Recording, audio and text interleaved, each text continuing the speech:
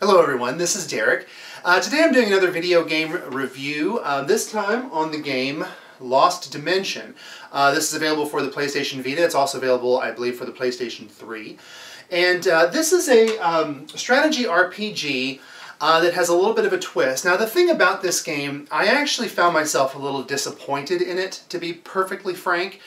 But I think it was because I had some expectations going into it, and the game turned out to be a little bit different from what I thought that it was, the type of game that I thought that it was. So I think it's really important for you to kind of understand what this game is like and how it's played, because you could fall into the same trap I did, where you go into it having an expectation of one thing and then being disappointed in that, making it a little bit harder sometimes to really appreciate the game on its own merits. So, so let's talk about that. Like I mentioned, it is a strategy RPG. It's one that's more in the vein of Valkyria Chronicles or something like that, as opposed to Disgaea, because it doesn't use a grid or anything like that. It uses it's a fully 3D world. You can move your characters around and position them to attack enemies. The main story of the game is what initially kind of drew me to it.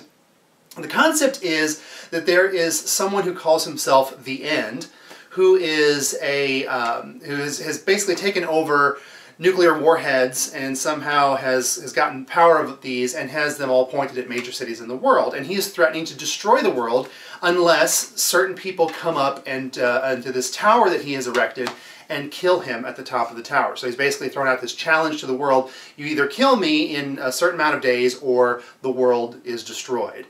And so you are a member of a group called Sealed, which is a group of people who have these sort of psychic abilities.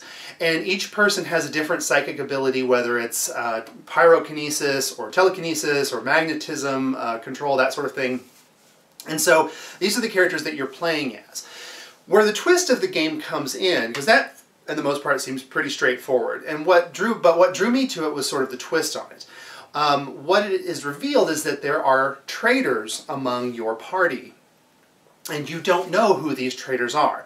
The other thing that's interesting about it is that in subsequent playthroughs, the traitors will change, because the traitors are randomized. So every time you play through the game, you can have different people be the traitors or be loyal. So it's kind of interesting, and certainly if it's a game that, if you're a gamer that likes a lot of replayability, there is a lot here to like, and I'm actually going to get to that point in a bit, because it's something about the game I want to discuss a little bit, this replayability idea. But when I first heard that premise, I was really intrigued. I thought, oh, this sounds exciting. You're going to have to talk to these people, try to figure out who the traitors are, and work through this sort of deductive process to figure out who the people are in your party that you can trust and who you can't. Because every time you go up a floor in the dungeon, or the tower, I guess, you have to decide which of the party members you think is a traitor, and you can only choose one per floor, and then you will destroy that person. And it's possible that you could pick the right person. It's possible that you could pick the wrong person, but they get destroyed, and then you keep going on. So if you pick the wrong person, then in the next level of the tower, you now have two traitors to deal with. So it's really, again, concept is very, very cool. The problem that I had with it was in its execution. And again, this is where I just sort of had the wrong expectation going into it. When I heard that, again, I thought it was going to be deductive and talking to people and trying to figure these things out. It's not really the way the game is played at all. What it comes down to really is just a puzzle and a process of elimination. So when you go into a mission, you can only take 6 characters total with you, out of 11 that are the actual party members that are potentially could be used. So when you use those 6, at the end of the mission, you will be told how many potential traitors are in that group. And each floor you can have up to 3 potential traitors. And so it'll tell you anywhere from 0 to 3 were in this group. And so if it's 0, if there are no traitors in the group, then you know the party members that you didn't take with you, the traitors are definitely in there. And again, if you have 3, then you know all of the traitors are in the group that you took, and the ones that you left are all not suspects. So basically what you'll do is you'll switch out party members for the different missions, you'll look at the numbers, and then you'll kind of determine through that which 3 you think are the suspicious party members. And the system, the game itself actually has a really nice system for helping you keep track of that. You can go back through and see the last 10 battles that have taken place. You can also replay battles as many times as you want, so you're not limited in the amount of times that you can test the system and play with it. And in fact, the first tower, I was just trying to figure out the system and making sure I understood it. So I went through a lot of those scenarios several times just to kind of get a feel for how that part of it worked. But you can do that as much as you want, and there are no penalties to that. So it really does help you to figure that out. It really just does come down to you making the effort and using your mind to sort of puzzle that out. And then once you have your 3 suspects determined, you can do something, you can spend what they call vision points to go into their psyche, and basically you can go through this little mini-game type of thing. You're really just walking through this environment, and it will tell you straight up whether that person is the traitor or is not the traitor. And so that is very, I mean, there's no question about it. When you go through there, if you determine, you'll let you know 100% if they are or aren't, but you are limited in the number of vision points that you have. So you can't just go through everybody and try that out. You have to be very careful because you only get so many to do that with, and if you use them up, then it's going to be a little bit of a guessing game. So while that is interesting in some ways, and if you like puzzles, there's a puzzle element to that, it's not nearly as exciting as it sounded like it was going to be to me. Because again, I thought it was going to be something where you really are using your brain and you're talking to people, and the way that they speak and the way that they interact with you is going to determine whether or not they are traitors. The whole thing just sounded very different from what it ended up being. And so for me, I was actually a little disappointed in that because it just wasn't quite as meaty as I expected. It just felt a little bit light in that it was just a process of an elimination sort of puzzle, as opposed to something where you're really getting into the characters and diving in there. The characters themselves are interesting, and they do have some interesting stories and backgrounds. They're also not necessarily characters that are your traditional happy-go-lucky heroes. I mean, there are a lot of them. They're all very, very flawed, and they all have a lot of issues that they're bringing to the table. And as you get to know them better, it is kind of interesting to see that. However, I still feel like a lot of the characters ended up being a little bit on the flat side as far as, especially when it came to whether or not they were a traitor or how they felt about being the traitors or any of that thing, because the game, since it randomizes things, it has to sort of maintain a level. I guess it has to maintain some sense of kind of in the middle, because I'm trying to figure out how to describe it, because I guess what it comes down to is I never felt like any of the interactions that I had with any of the characters indicated anything about whether they were or weren't the traitor, or what they thought about the traitor, or once we figured out who the traitor was, it didn't change things. It all was kind of the same, and every character interaction felt kind of the same, regardless of what had been happening with the traitor situation. And I think that's because, again, it's randomized, so instead of having 6 million different dialogue options and dialogue things in each different character, depending on how the different things play out, it's all just kind of the same. And so that, again, felt a little bit rough to me, and it wasn't quite what I wanted or what I hoped for. So again, you go into this knowing that. Now, as far as the strategy part of the game and as far as the gameplay is actually really good. Now, I'm admittedly not a fan of strategy RPGs. I've tried several of them to play, and it's very, very difficult for me to finish one because I really do end up getting bored through most of them, even the ones that everybody considers to be great. It's still really challenging for me to finish one. So it's actually, it says something about this game's quality, the fact that I finished it at all, because it's not a genre that I generally gravitate toward. But I do think that there is, based on some of the strategy games that I've played before, the strategy in this game is somewhat light. Every mission in the entire game is kill all the enemies. So you don't really have any alternate things where you have to protect certain areas, or you have to capture certain things, or there are no variations in the mission objectives. It's all just kill all the enemies. And almost every mission failure state is all of your allies die. There are a couple of character-specific missions that you will get if you build up your relationships with characters that will end if you or that specific character gets killed. But apart from that, all of them, it's just if all allies are killed, then you lose. And so that's something that I think could have used a little variety.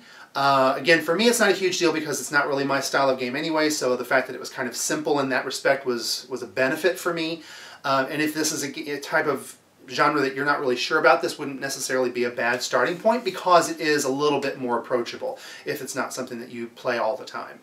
Also, the other thing is I've seen some other games where terrain comes into play and positioning and things like that, and this game doesn't really have that. There are some positioning issues because all of your area of effect attacks can affect your allies as well as the enemy, so you have to be sure to position things where you can attack them but not hit your allies. The other thing is, too, when you have an ally that's within firing range, if you attack an enemy, they will get an attack as well to assist you if they are within firing range. So there's a lot of positioning, and you're working to try to position your characters in an advantageous way. But again, it doesn't get into as much depth as some other strategy games that I've seen. And that, again, is a good or a bad thing depending on how much you like this genre and how in-depth you want the gameplay to be. So I think as far as that goes, it was a lot of fun. And as you develop your characters, you can develop their special abilities, the pyrokinesis or telekinesis or teleportation, all these different types of things that you can do that each of the characters are very specific and unique with is really kind of fun to develop. The other thing is when you eliminate one of the characters in the judgment, when you've decided this person's the traitor and you kill them, one thing that's also nice is that they will drop something they call a materia that you can equip to a different ally that will let you use their abilities, which is really useful because this didn't happen to me, but I was very concerned. There is one character in the game that's a healer, and so I was really worried that if he was judged, especially toward the beginning of the game, then I wouldn't have any healing. And that didn't happen in my playthrough, but it is a possibility. However, because of that materia, you can take his abilities. The only problem with that is you can only develop the character's abilities and level them up while they're still alive. So once they die and the materia is there, you can't get any more abilities, you can't develop that any further, you can't level that up. It's just kind of a snapshot in time. That's the way it was, and that's what you get. So when you find out the character that is the traitor, it's not a bad idea to actually play with them a lot and try to level them up as much as you want to before you go to the judgment. And again, you have as much time as you want to do that, which is very nice. I did mention that there are you develop relationships with characters, and there are some things in between battles you can choose to speak to certain characters and you develop relationships with them, and that will benefit you in the combat as far as whether or not they will assist attack and how strong those assists are. So that's something that's really nice, and then it will also unlock character-specific quests that you can go on that I was mentioning earlier. So there is something to that. Another part of developing the relationship with characters is that once you determine who the traitor is, you have to encourage everyone to vote for the right person. So you'll want to speak with them, and at the end of each mission, you'll have an opportunity to talk to a couple of your party members, and they'll say, hey, I think this person is the traitor, what do you think? And you can say yes or no or I don't know, or they'll just flat out ask, who do you think the traitor is? And I think as your relationship with them is stronger, they're more likely to take your opinion into heart. So you can really mold the voting, because it is possible, even if you know who the traitor is, if other people aren't voting for them, then you can select the wrong person.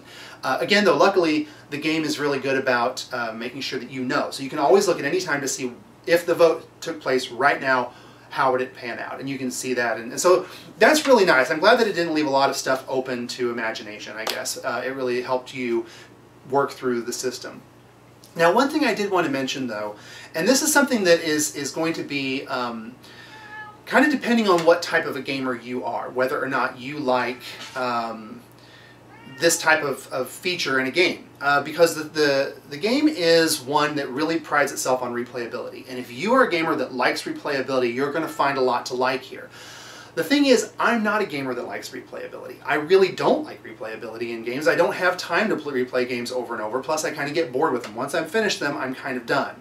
So the challenge in this game is it's actually designed where you cannot see the final ending unless you play through it at least twice.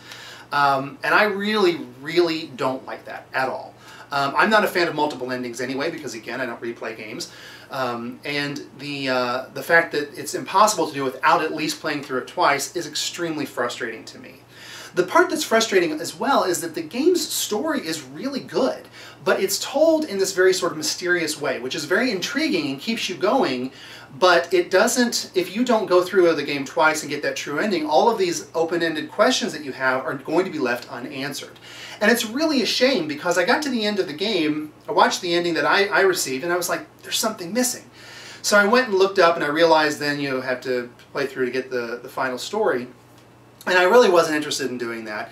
I tried to go on YouTube to see if I could find a video of the ending. The only one I could find was in Japanese without subtitles, so that didn't really help. So I did go onto a forum, though, and found somebody that explained the story, who had seen the true ending and kind of told what it was.